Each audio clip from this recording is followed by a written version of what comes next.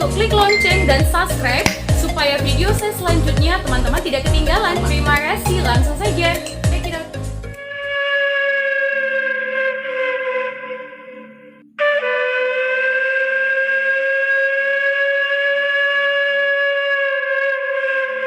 Kisah si sulung Raja Uti dari Pusuk Buhit, Samosir.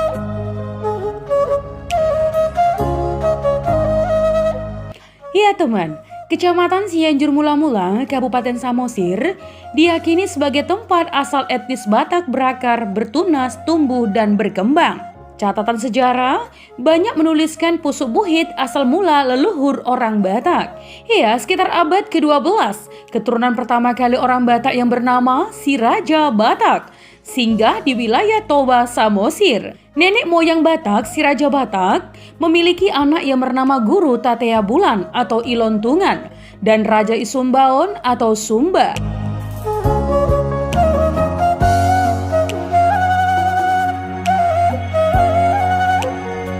Ya, si Raja Batak memperanakan Guru Tatea Bulan, Raja Isumbaon, lahir sebagai yang sulung. Guru Tatea Bulan oleh sebagian warga suku Batak sebagai leluhur yang suci. Iya teman, diriwayatkan Guru Tatea Bulan mempunyai 5 orang anak, yakni Raja Uti, Saribu Raja, Limbong Mulana, Sagala Raja, dan Malau Raja. Nah teman, guna mengenang di puncak Pusuk Buhit, patung-patung berlambang silsilah Guru Tatea Bulan dan anak-anaknya pun dibangun. Ya, sebagian orang Batak percaya bahwa Raja Uti sering singgah di lokasi yang bernama Batu Sawan.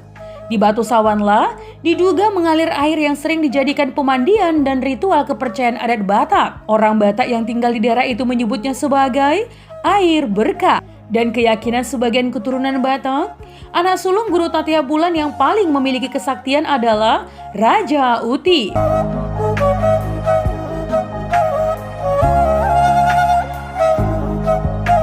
Ya, si sulung keturunan Guru Tatea Bulan ini dikenal dengan banyak sapaan teman atau gelar oleh masyarakat suku Batak. Raja Biak-Biak dengan nama Raja Gumeleng-Geleng. Si sulung keturunan Guru Tatea Bulan seorang yang cacat, yang tidak punya tangan dan kaki. Karena kondisi tubuhnya itu, si sulung tidak bisa duduk.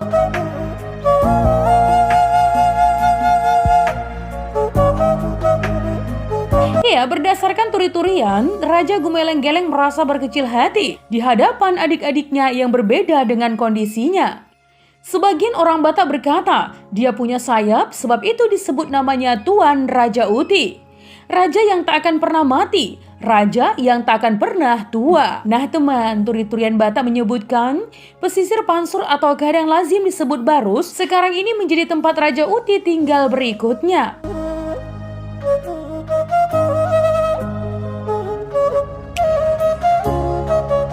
Ya, Raja Uti terkenal sangat sakti.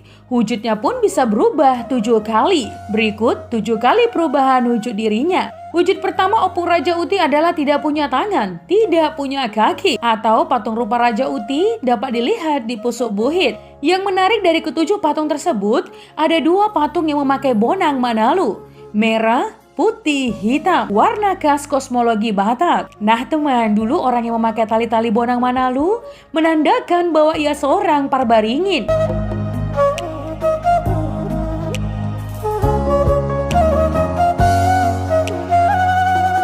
Sebelah kanan ada pohon beringin yang artinya berketurunan lengkap atau saur matua, dan baringin tersebut merupakan gambar atau simbol pengayoman atau panggonggom yang dinamai Hariara Sundung di Langit Alana Dopungido Nampuna Hariara Sundung di Langit. Dan sebelah kiri cawan menggambarkan Mulani Pangurason Nasohaliapan Nasohapupuran Napituhali Malim Napituhali Solam.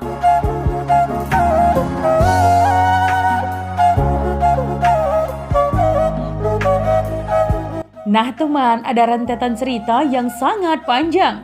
Ya, sampai akhirnya dia Batak mulai jadi nabolon manongos atau menurunkan ute tubuh atau panggir, daupa atau pohon hamincon atau kemenyan. dan Dembantiar atau Siri. Ketiga hal yang disebutkan di atas memiliki keterikatan atau hubungan penggunaan yang tidak bisa dipisahkan, atau ini khusus bagi orang yang mengerti. Kalau untuk Bonani Jabi-Jabi atau pohon beringin dipakai oleh raja-raja yang sekarang disebut dengan Raja Bius ya teman, untuk tempat partukoan atau rapat atau pertemuan dalam membahas sesuatu permasalahan.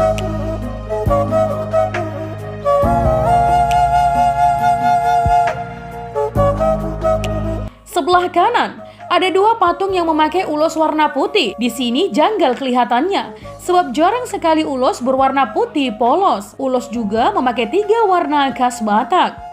Biasanya warna atau motif pada ulos juga memberikan ciri dari kelompok Dalihan Natolu, yaitu kelompok hula-hula lebih banyak hitamnya daripada warna putih dan merah. Sedangkan untuk dongan tubuh lebih banyak putihnya daripada warna hitam dan merah. Dan terakhir, kelompok Boru lebih banyak warna merahnya daripada warna putih dan hitam.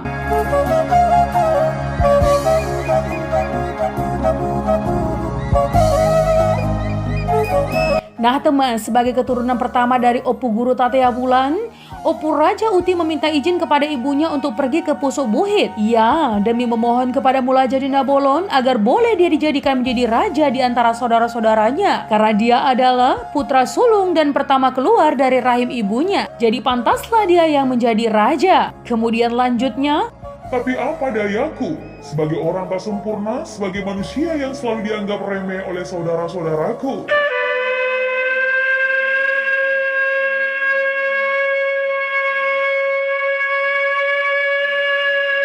Mulajadi Nabolon mengabulkan permintaan Gumeleng-Geleng.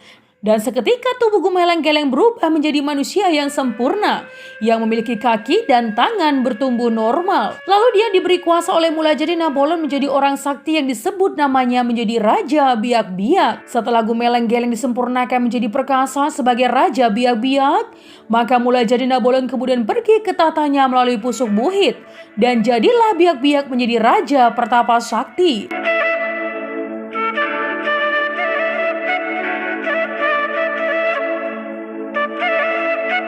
Setelah sekian lama dalam pertapaannya, Raja Biak-Biak dengan percaya diri turun dari Pusuk Buhit dan membayangkan bahwa dia akan disambut oleh keluarga itu sebagai raja. Ya, karena dia sebagai anak yang tertua dan lagi pula dia telah menjadi manusia sempurna dan sakti. Ternyata anggapan itu meleset teman. Dia menjumpai keluarganya sudah berantakan bercerai-berai. Ya, karena ulah 1000 raja dan si Boru Pareme yang berbuat cinta terlarang. Raja Biak-Biak tidak menjumpai lagi si Boru Pareme dan kembarannya karena sudah terusir dari kampungnya.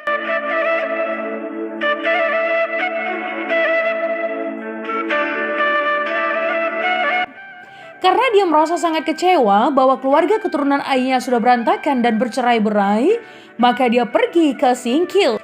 Kekuasaannya kemudian teman membentuk sebuah kerajaan Batak dan dia digelari sebagai Raja Uti karena memiliki uti-utian dari Mulajadi Nabolon sebagai kesaktiannya. Nah teman, kekuasaannya berkembang di Singkil, Kluet dan sampai ke Barus yang ramai dengan perdagangan.